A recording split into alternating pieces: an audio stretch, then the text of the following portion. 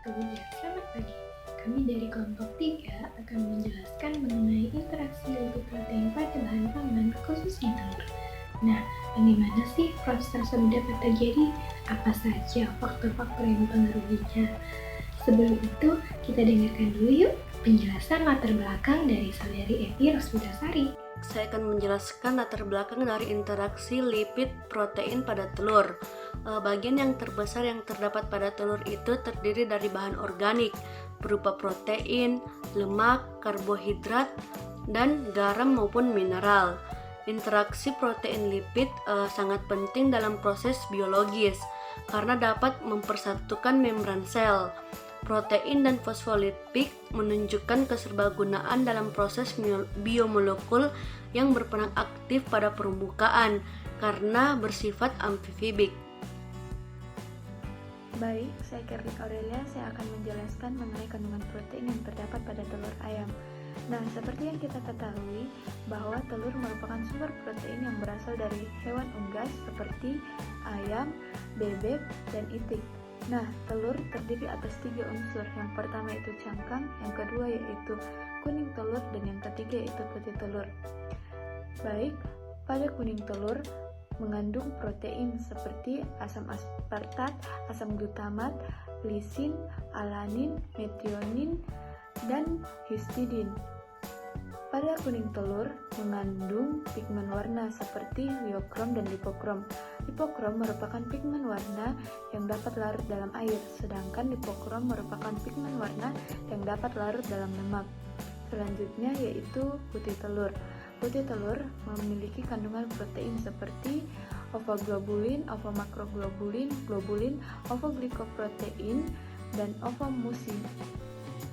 Nah, dalam 100 gram putih telur mengandung 11,7 gram protein dan 14,4 gram lemak. Selanjutnya akan dijelaskan oleh teman saya. Terima kasih. Baiklah, saya akan menjelaskan mengenai telur asin, khususnya kandungan protein yang terdapat pada telur asin. Telur asin merupakan olahan telur yang dimasak dengan cara diasinkan. Telur asin memiliki banyak kandungan gizi yang baik dan bermanfaat bagi tubuh. Salah satu kandungan gizi dari telur asin adalah protein. Protein bermanfaat bagi tubuh untuk mengganti sel-sel tubuh yang telah rusak, meningkatkan metabolisme tubuh, menjaga kesehatan tulang, dan untuk menurunkan tekanan darah.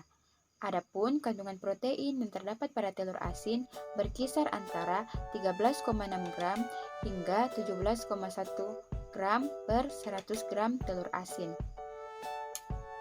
Baik, saya akan menjelaskan mengenai kandungan lemak pada kuning telur. Kuning telur mengandung lemak sekitar 11,5 gram dalam 100 gram, yang sebagian diantaranya merupakan lemak baik, dan sebagian lagi diantaranya merupakan lemak jahat. Kandungan lemak yang tinggi terdiri dari trigliserida, fosfolipid, dan kolesterol. Fungsi utama lemak bagi tubuh yaitu sebagai sumber energi.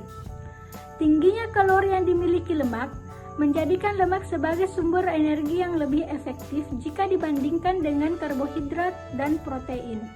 Namun tetap saja teman-teman, mengonsumsi lemak berlebihan dapat berbahaya bagi tubuh kita sendiri.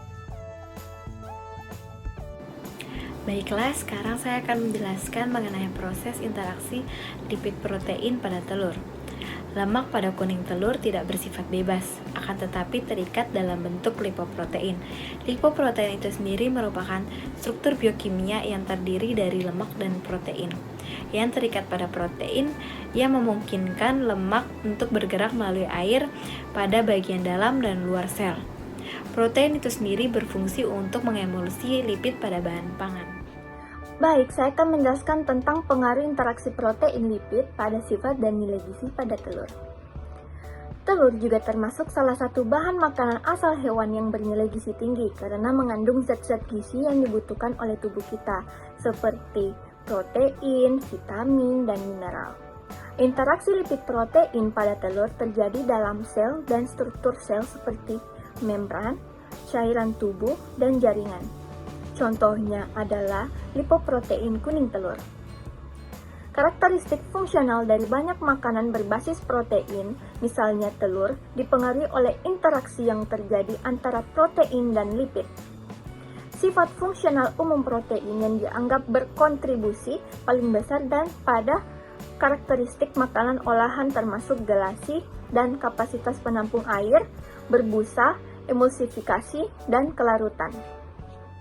Faktor yang mempengaruhi interaksi lipid protein pada telur yakni pemanasan yang dilakukan dengan pasteurisasi dan penyimpanan yang masing-masing dapat dipengaruhi oleh pH, suhu, perubahan emulsi, dan interaksi hidrofobik. Nah, pada pH, peningkatan pH dapat terjadi akibat kehilangan gas CO2 sehingga mempengaruhi kadar protein dan pembentukan buih yang tidak optimal. Kemudian, pada suhu, peningkatan suhu menyebabkan pori-pori keramba pada telur tertutup, sehingga CO2 tidak dapat menguap. Kemudian, pada perubahan emulsi yang menurun, menyebabkan perubahan rantai protein. Terakhir, pada interaksi hidrofobik yang terjadi pada putih telur, menyebabkan protein tidak lagi dapat mengikat air. Baik, di sini saya akan menjelaskan kesimpulan dari interaksi lipid protein pada telur. 1. Proses interaksi lipid protein pada telur terjadi pada lipid protein kuning telur. Protein berfungsi untuk mengemulsi lipid. 2. Perbedaan interaksi lipid pada telur asin atau telur itik dan telur ayam dipengaruhi oleh kadar lemak pada kedua jenis telur. 3.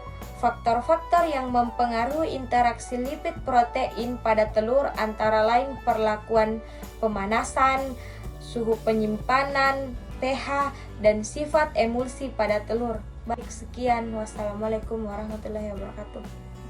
Nah, itulah tadi penjelasan mengenai interaksi lipid protein pada telur.